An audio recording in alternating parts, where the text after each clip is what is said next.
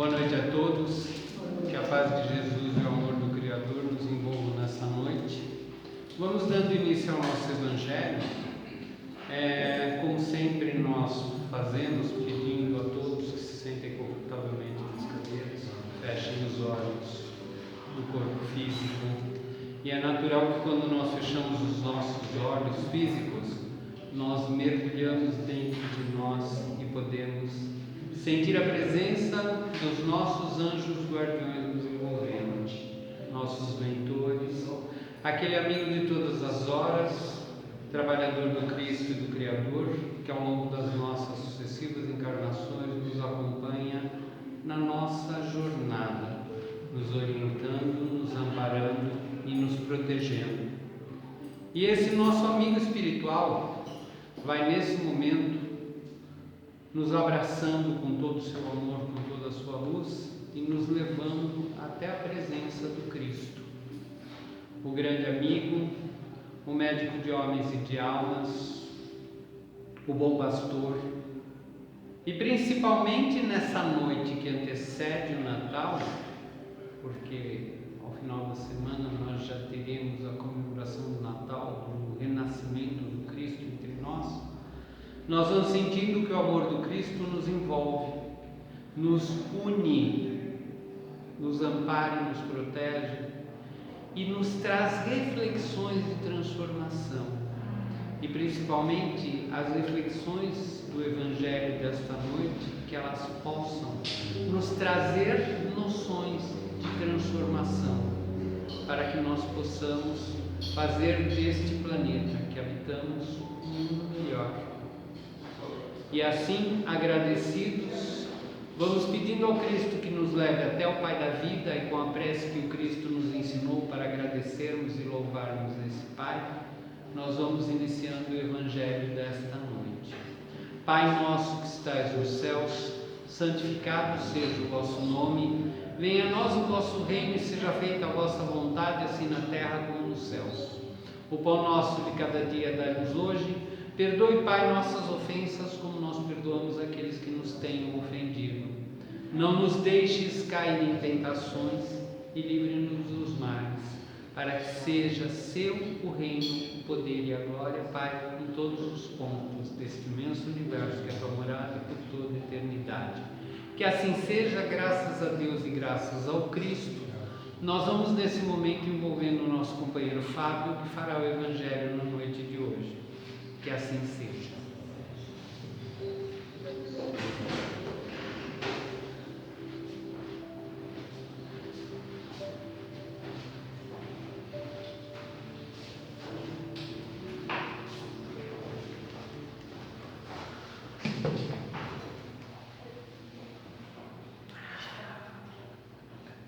Surpresa. Boa noite, gente. Boa noite.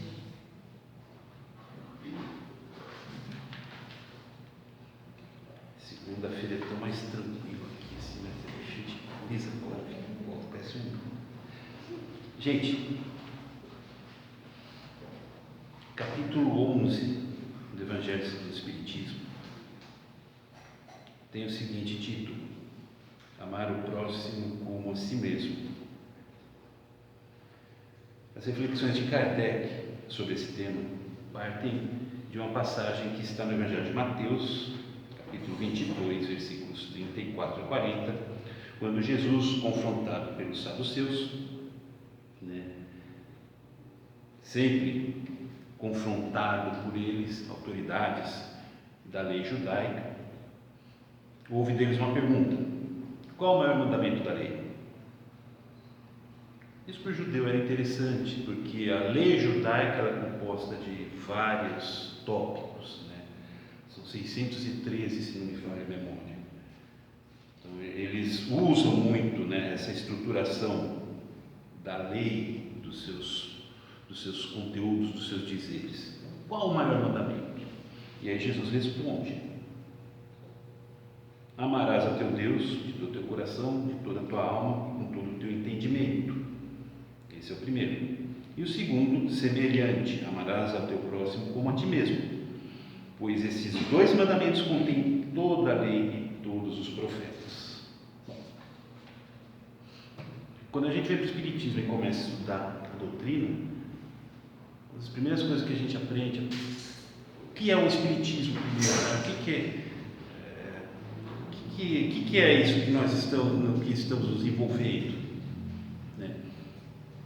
É uma ciência, Kardec explica, é uma ciência que estuda o espírito, sua origem, seu destino, as suas relações entre si, na sua forma encarnada e desencarnada. Então é uma ciência, tem um objeto. Mas é uma ciência que tem uma repercussão filosófica, porque ela atende na sua pesquisa todas essas questões que compõem, né, o núcleo de todo o pensamento humano, de toda a filosofia humana, né, que sempre se debruçou a partir de buscar essas três respostas: quem somos, de onde viemos, para onde vamos, e com uma consequência religiosa. Consequência religiosa porque vinculada ao espírito, ao destino do espírito. Onde que vai? O que ele constrói na sua experiência, né? E para que isso lhe vai servir? E aí Kardec explica: esse aspecto religioso, ele é embasado no código moral mais excelso que o homem já pôde dispor, o Evangelho de Jesus. Então o Evangelho é o código moral básico para estruturar esse entendimento do Espírito e conduzi-lo, dar-lhe o norte de sua jornada e do seu progresso. E se estamos falando de Evangelho como uma base de lei moral, né, estrutura moral para o espírito se sustentar o seu crescimento, o seu progresso, o seu princípio básico e essencial está aqui: o amor. O amor é o princípio de tudo o que Jesus veio ensinar. A gente pode descartar qualquer outro aspecto que foi trazido por Jesus no seu Evangelho, para focar no amor, porque sem observância desse, sem partir-se desse princípio, a gente não tem mais nada. Tudo que vem depois, em termos de relacionamentos interpessoais, que não esteja fundamentado no amor, não funciona, não existe. Tolerarei o meu próximo, mas se essa tolerância não for embasada no amor, não é tolerância. Pode ser conveniência, mas não é tolerância. É caridade. Vou praticar a caridade. Vou doar todas as minhas roupas que não me servem mais, porque engordei 15 quilos durante a pandemia. Isso não é caridade, não é amor. Se não tiver amor, não é caridade. Paulo de Tarso foi muito feliz quando ele escreveu na sua carta aos Coríntios, né? Eu poderia doar meu corpo em holocausto, sacrifício supremo, você doar a própria vida, mas se não for por amor, não vale nada. Não vale nada. Então o amor é tudo. Para Jesus o amor é tudo. Tudo. A gente vê aqui Lázaro, ele traz uma instrução que está nesse capítulo 11, e ele começa afirmando isso. O amor resume toda a doutrina de Jesus, porque é o sentimento por excelência. E os sentimentos são os instintos elevados à altura do progresso realizado. Há um ciclo que é descrito aqui nesse capítulo. O homem criado, ele vive em função de instintos, como animal. Até porque o homem é criado ignorante, o espírito, né? É criado simples e ignorante, zero de conhecimento, tudo por adquirir. Então ele é instinto. Ele começa com instinto, como animal, sobreviver e procriar. A partir daí, ele passa desenvolvendo a razão, ele passa a viver com base nas sensações, a satisfação dos seus sentidos. Isso é um estágio muito prazeroso, satisfazer os sentidos, porque isso daí dá um retorno muito rápido. Entende? A gula, a luxúria, a preguiça, isso é retorno imediato. Tirar uma boa soneca é prazer imediato. Viver no sentido, nas sensações, de sensos, né? Sentidos. Mais instruído e purificado como diz Lázaro, aí ele tem sentimentos. Aí ele completa o ciclo. O sentimento volta ao instinto, mas é o instinto qualificado pelo amor. O espírito perfeito, ele age instintivamente, Ou seja, ele não precisa pensar, não precisa racionalizar sobre fazer o bem, como praticar a caridade, não precisa disso. Ele já sabe como faz, instintivamente. Só que esse instinto já é um instinto elevado, aperfeiçoado. É sentimento. E é sentimento porque está estruturado, está apoiado no amor. Aí quando vem a música que fala só o amor constrói, é verdade. A gente só tem o amor para progredir. A gente só tem o amor para crescer. Não existe um outro elemento. Não existe um atalho, não existe outro subterfúgio. É só o amor. Então, crescer nos impõe buscar viver a partir do amor. Mas, como diz aqui Lázaro também, não o amor no sentido vulgar do termo, como ele destaca aqui. Não é aquele amor, aquela ideia de amor que a gente tem. Equivocado, uma ideia distorcida. Amor romântico, amor platônico. Não é disso que se trata. Amor é muito mais do que isso. Principalmente quando estamos no papel que nós estamos imersos numa sociedade que tem 8 bilhões de seres encarnados ao mesmo tempo, no mesmo lugar, dividindo espaço conosco, interagindo constantemente conosco, atritando-se constantemente conosco. É aí que a gente vai ver o que é. Quando você está na fila do banco e alguém fura a sua fila, aí você vai ver o que é. Você está no congestionamento lá esperando para pegar uma vaga, alguém vai e pega a vaga sua na sua frente. Aí é que você vai ver o que é. Quando alguém manifesta uma opinião diferente da sua, aí você vai ver o que é. Não nas coisas boas, não nas coisas felizes, nas coisas superficiais. O amor ao dinheiro, né? O amor à boa vida, isso daí não é amor. Isso daí não produz crescimento, isso daí não produz progresso. A essência do que Jesus vai ensinar é o amor. Está tudo aqui. Lázaro deixa isso bem claro, Kardec explica isso bem claro. Amar ao próximo como a si mesmo, fazer aos outros como quereríamos que nos fizessem, eis a expressão mais completa da caridade, porque ela resume todos os deveres para com o próximo. O amor se torna um dever para o espírito que busca crescer. A prática do amor é um dever. É algo que a gente não pode deixar de lado. Qualquer espírito já desperto para as realidades fora da matéria, ele não pode deixar isso de lado. Ele não tem o direito de deixar isso de lado. Ele tem, óbvio que a gente sabe que tem, desde que ele abra mão de buscar o progresso. Ele pode, isso é verdade. Agora, o espírito que quer progredir, ele não tem esse direito. Ele deve buscar o amor. Ele deve buscar. Em qualquer circunstância em que ele esteja inserido, em qualquer evento no qual ele esteja participando, ele deve buscar. E onde que você encontra as bases dessa prática do amor? Entende? É a partir do que os Espíritos explicam para Kardec no Livro dos Espíritos. Benevolência, indulgência, perdão. Benevolência, indulgência, perdão. Benevolência, indulgência, perdão.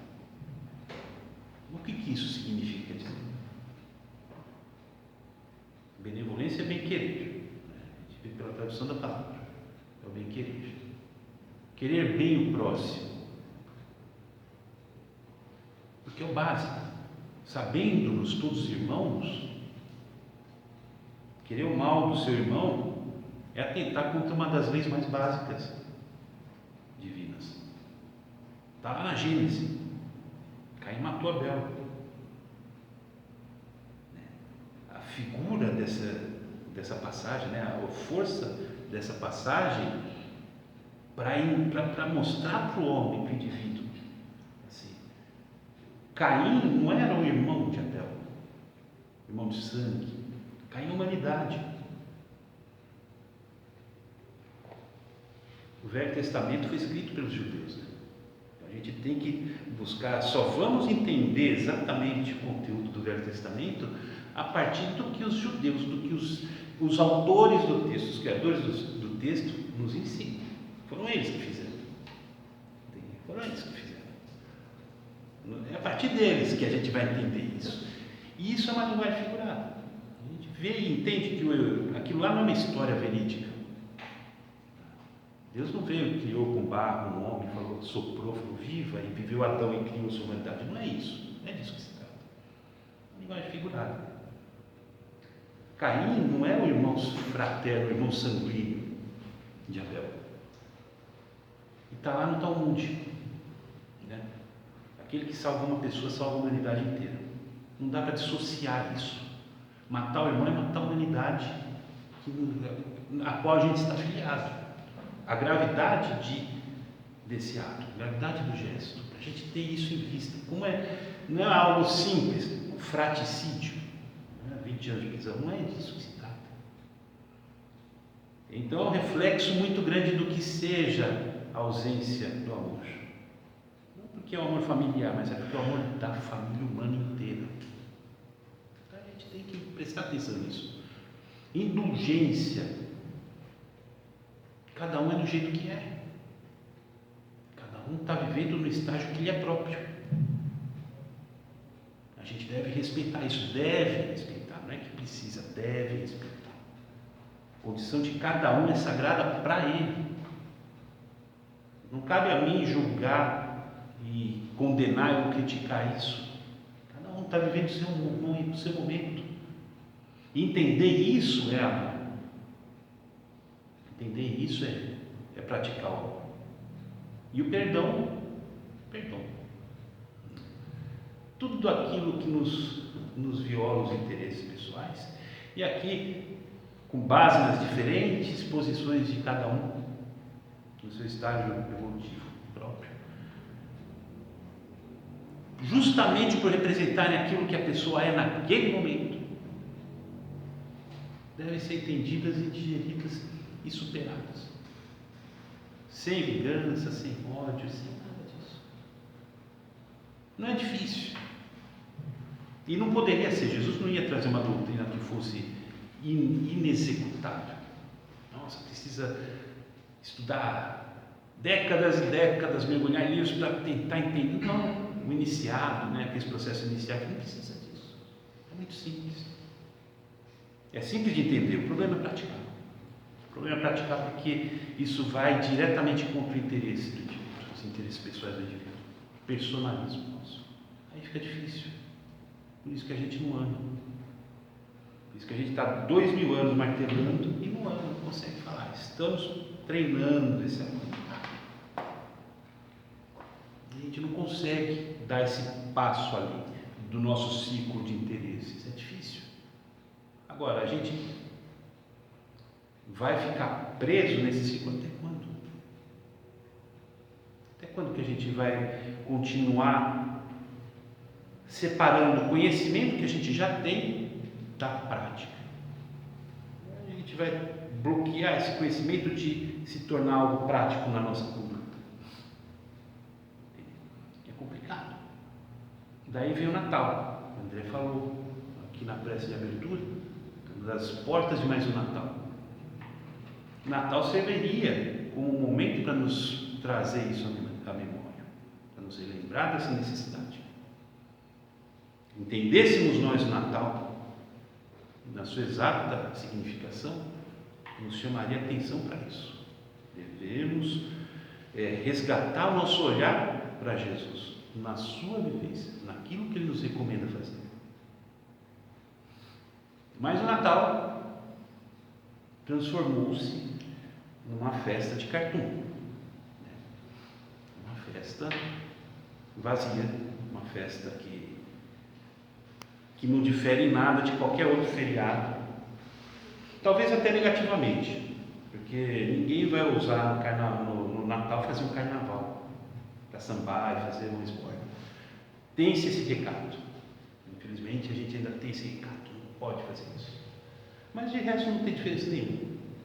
Vai se comer a mesma ceia que a gente come todos os anos, trocar os mesmos presentes que a gente dá todos os anos, ver os mesmos filmes que a gente assiste todos os anos, e tudo continua igual, e tudo não muda, como não muda na nossa conduta diária. A gente continua aqui.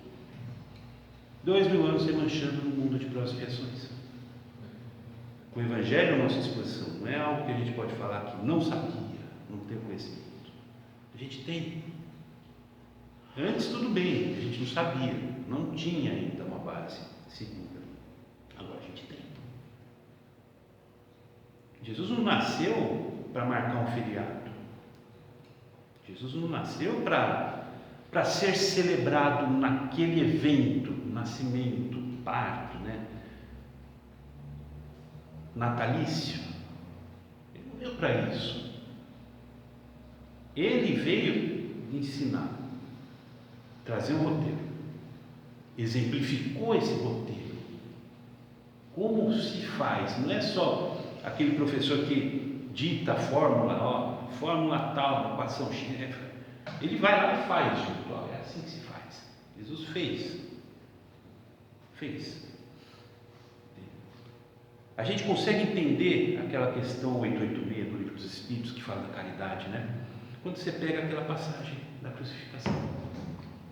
Quando Jesus está preso na cruz, crucificado, naquele que era a forma, vamos dizer assim, talvez mais torturosa que existia para matar alguém, algum dos condenados na época, porque o indivíduo ia afundando, ele ia sufocando por causa do movimento dos ombros, né, o peso do corpo, além da dor física de estar pregado, né?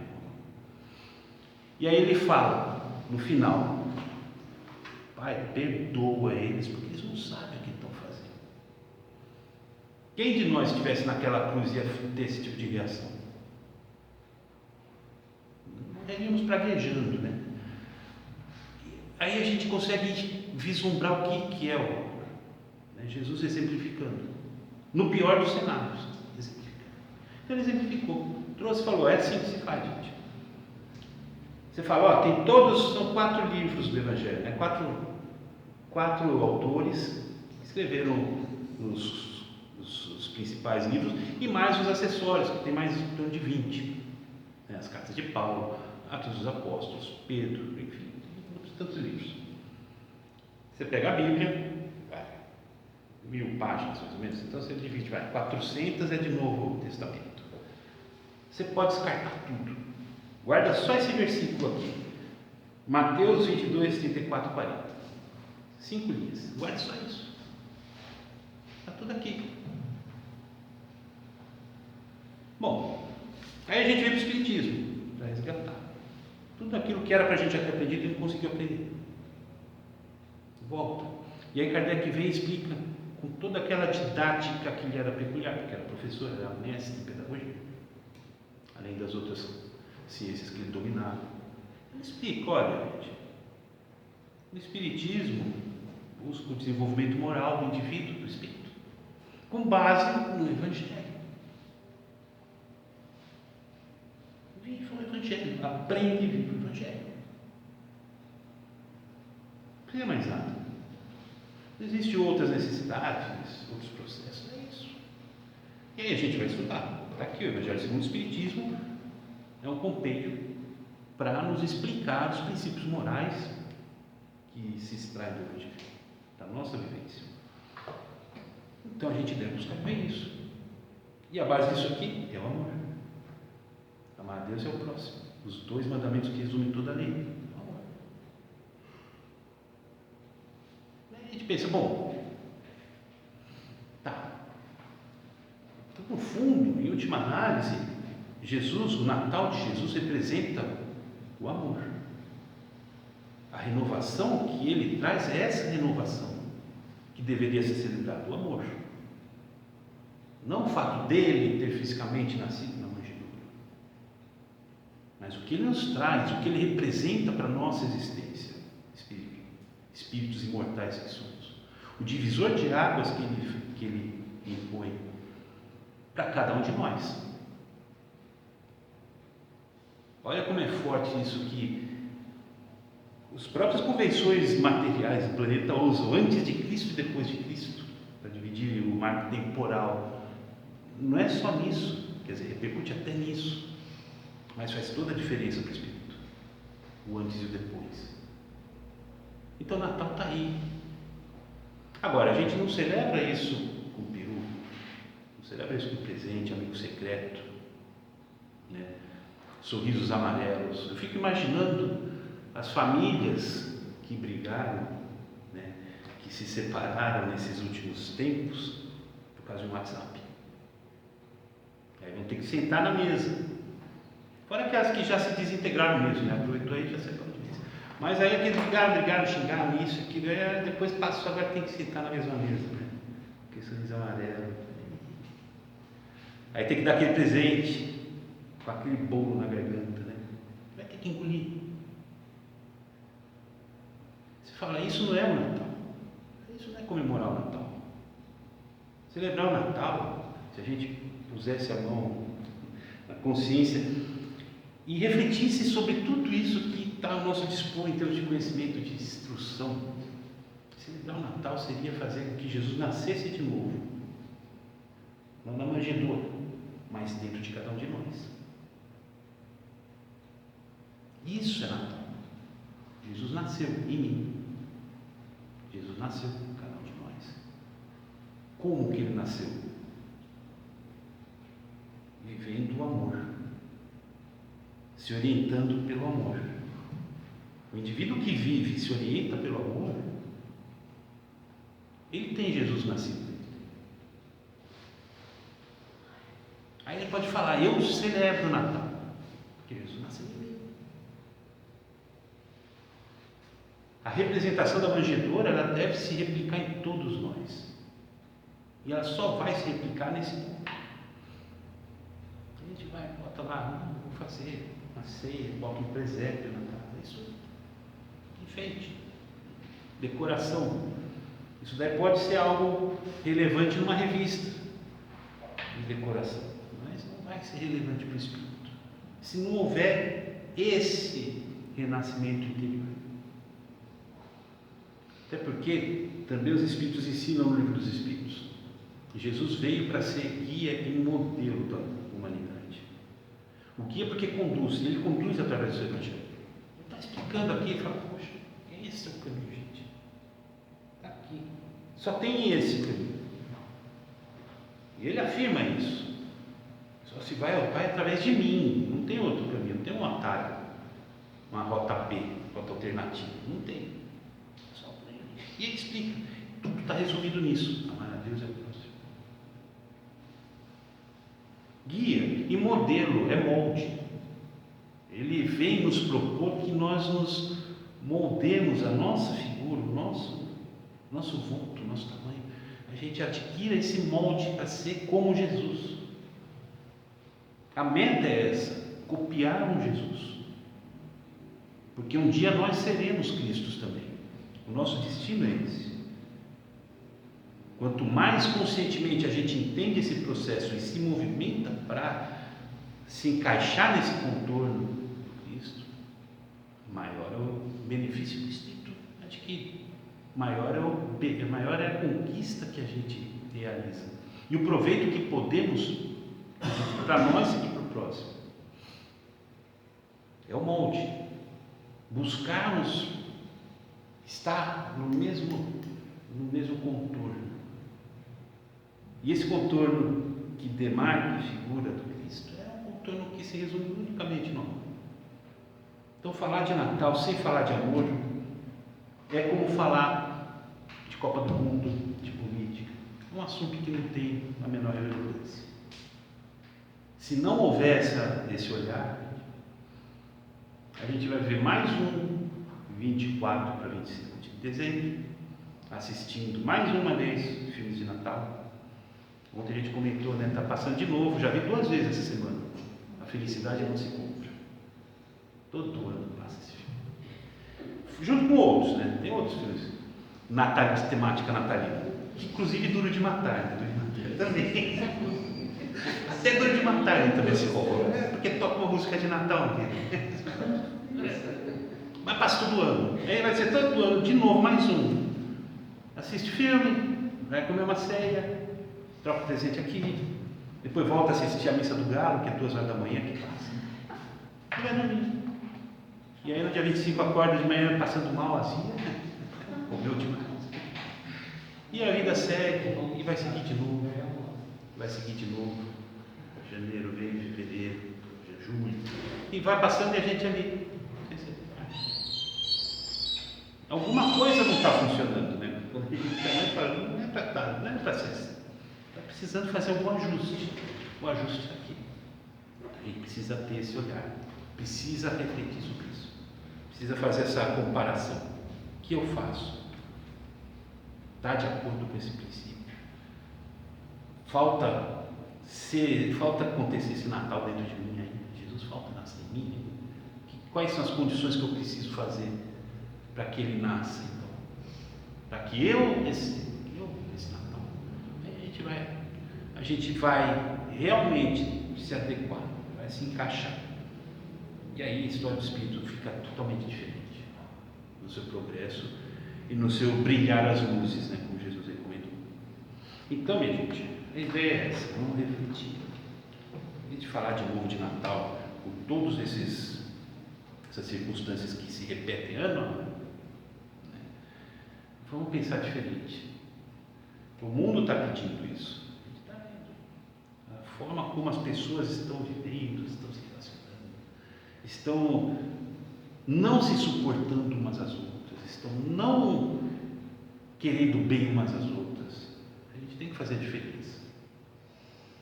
Exige, demanda que a gente faça a diferença nesse meio.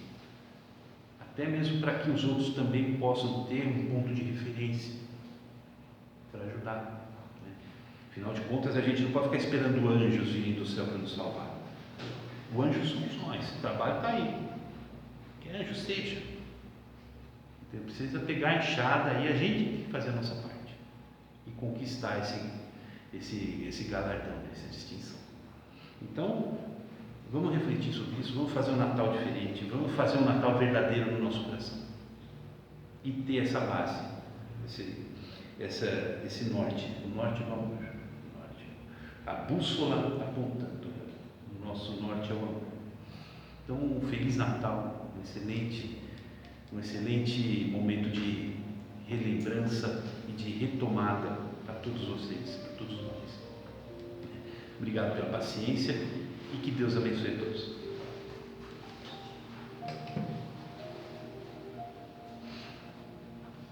Então agora a gente vai levando o nosso pensamento com muita alegria no coração, com muito reconhecimento, para buscar cada amigo espiritual que hoje nos envolve, nos recepciona nesse ambiente tão abençoado, aos amigos espirituais que cuidam dessa casa, que cuidam desse trabalho, aos nossos mentores.